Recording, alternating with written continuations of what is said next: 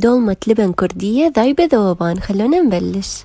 أول وأهم خطوة، إذا كنتوا حابين تستخدمون بصل استخدموا بصل أبيض. نفتحه بهذا الشكل، نطلع قلب البصلة راح ينفتح وياكم بكل سهولة. نسلق الورق عنب الجاهز. للحشوة راح نضيف رز مصري، بنت بصل ثوم لحم لبن ليمون وملح الليمون فلفل أسود وملح، ونخلط. وما ننسى أهم شي زيت الزيتون بكمية وفيرة. قاع الجدر راح نحط شوية زيت، نحط عليهم قطع اللحم اختياري وشرائح بطاطا وشوية باقلة، ونبلش بحشي البصل بهذا الشكل ونرصهم بالجدر.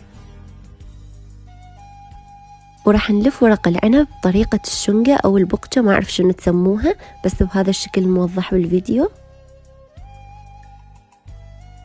نسوي كل الكمية الموجودة عندنا ونرصها بالجدر.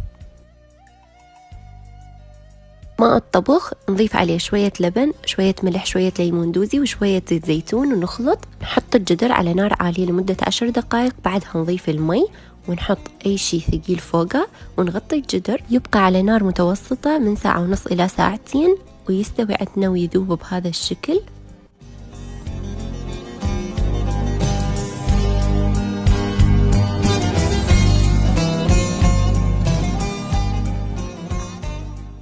احنا نقدمها بهذا الشكل ويا لبن وثوم. اتمنى تجربوها وانا متأكدة حتعجبكم.